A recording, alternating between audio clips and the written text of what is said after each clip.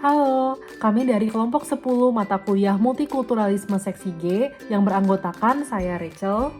Saya sendiri Yosia. Nama saya Raisya. Dan saya Mesak.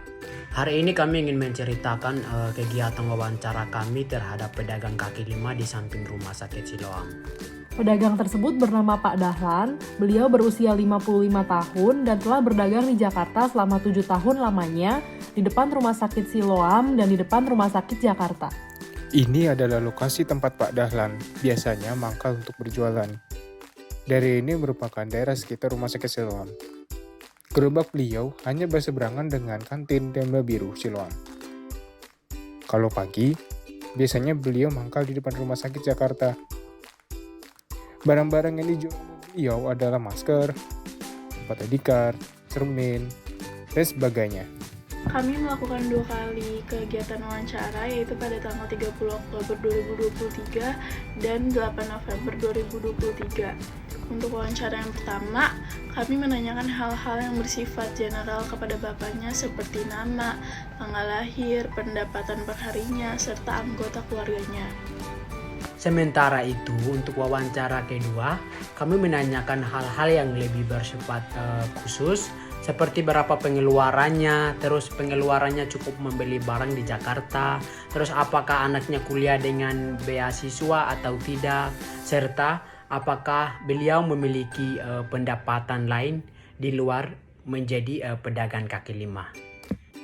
Berdasarkan wawancara yang kami lakukan, kami mendapati bahwa Pak Dahlan lahir pada tahun 1968 dan sekarang telah berusia 55 tahun. Beliau memiliki 3 orang anak. Anak yang pertama berkuliah di UIN dan kedua anak lainnya masih kecil-kecil. Kami juga menanyakan mengenai berapa pendapatan Pak Dahlan perharinya dan kami mendapati bahwa pendapatan perharinya adalah Rp150.000 sampai Rp200.000.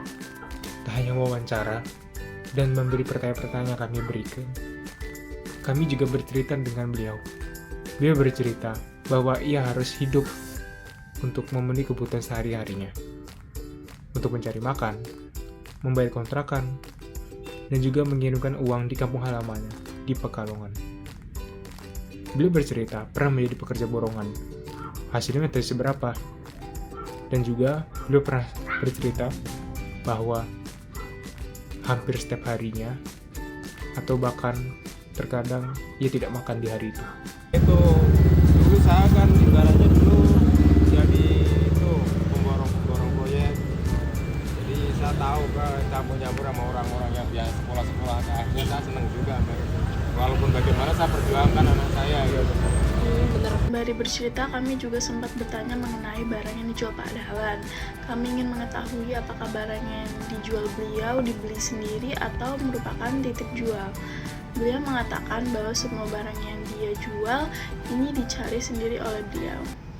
Oh iya, mungkin kita tanya, kalau ini Bapak jualannya itu kerja sama antara ini atau Bapak mandiri? Oh, saya mandiri. Oh, jadi emang Usaha ini mandiri. barangnya Bapak yang cari sendiri gitu-gitu ya? Maksudnya bukan kayak orang nitip jual gitu, enggak ya? Nyari sendiri barangnya. Oh, Wawancara kemudian dilanjutkan pada tanggal 8 November 2023. Berdasarkan wawancara kali ini, kami mendapati bahwa pengeluaran Pak Dahlan sehari sebesar Rp65.000. Pengeluaran tersebut ia bisa memenuhi kebutuhan primer seperti makan dan jajan. Kami juga mendapati bahwa beliau memiliki penghasilan sampingan. Di kampung halamannya, beliau menjual hasil tani, kayu pohon. Itu semua dilakukan karena untuk memenuhi kebutuhan sehari-hari. Untuk nama-nama penghasilan, Kami juga sempat menanyakan apakah anak beliau merupakan penerima beasiswa dan ternyata anak beliau bukan penerima beasiswa apapun sehingga biaya kuliahnya harus ditanggung oleh Pak Dahlan seluruhnya. Pada saat membicarakan mengenai pendidikan anaknya ini, hal ini cukup membuat kelompok kami kagum karena Pak Dahlan masih mengusahakan pendidikan anaknya walaupun memiliki ekonomi yang pas-pasan. kuliahnya itu dibiayain sama Bapak sendiri atau anak Bapak beasiswa gitu? Atau ada bantuan dari keluarga? Oh, nggak ada dari saya sendiri. Oh, dari Bapak sendiri. Bahkan saya telah itu kan waktu itu saya mengajukan biar bayarannya murah gitu ya. nggak secepat itu gitu ya ininya. Ngajuinnya ke universitasnya atau ke pemerintah, Pak? Ya kan kita kan minta surat dari kampung kelurahan dulu, ke kecamatan dulu. Langsung kita tunjukin ke amanahnya ke universitasnya. Ya dia nggak terima ya otomatis ya maju. Berarti Tetap kayak bayar ada normal, toleran gitu ya. Ya nggak tahu ntar kalau ini kan masih semester 3, ntar kan mungkin kalau udah 2 tahun mungkin ada juga perubahannya. Itu dulu saya kan ibaratnya dulu jadi itu pemborong proyek. Jadi saya tahu ke campur-campur sama orang-orang yang biasa sekolah-sekolah. Akhirnya saya seneng juga. Walaupun bagaimana saya perjuangkan anak saya gitu. Bener. Sampai juga pada kesimpulan, berdasarkan wawancara yang telah kami lakukan selama 2 hari dengan Pak Dahlan, kami dapat menyimpulkan bahwa Pak Dahlan termasuk ke dalam masyarakat miskin.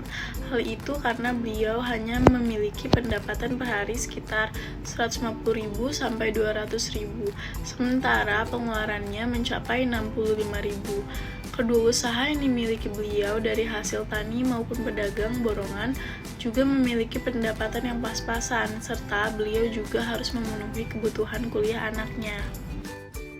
Setelah melakukan wawancara dengan Pak Dahlan, ada beberapa hal yang bisa dijadikan insight bagi kelompok kami. Yang pertama yaitu kami harus mengutamakan pendidikan, karena Pak Dahlan saja yang memiliki ekonomi pas-pasan masih mau untuk mengusahakan pendidikan bagi anaknya. Sebagai orang yang memiliki ekonomi berkecukupan, sudah layak dan sepantasnya bahwa kita mengutamakan pendidikan. Kita juga harus rajin belajar supaya uang yang digunakan oleh orang tua kita untuk membiayai kuliah tidak terbuang dengan sia-sia. Dan yang kedua, dari hasil wawancara ini, kami juga mendapatkan gambaran yang lebih real mengenai kemiskinan yang ada di Jakarta. Kami juga sempat melihat di Tenda Biru, masih banyak orang-orang yang memiliki ekonomi sama dengan Pak Dahlan. Contohnya seperti tukang parkir, tukang ojek, dan pedagang warung yang mangkal di sana. Kami juga dapat menyimpulkan bahwa kemiskinan di Jakarta ini belum teratasi secara sepenuhnya. Oleh karena itu, kami berharap pemerintah dapat membuat kebijakan yang lebih memperhatikan masyarakat miskin dan tentunya membuat lebih banyak beasiswa agar masyarakat miskin lebih banyak yang bisa memiliki kesempatan berkuliah. Demikian wawancara kami dengan Pak Dahlan yang kami lakukan beberapa minggu lalu untuk memenuhi tugas akhir multikulturalisme. Berikut ini adalah dokumentasi kami beserta Pak Dahlan yang kami ambil pada hari wawancara kedua. Terima kasih karena telah menonton video kami. See you.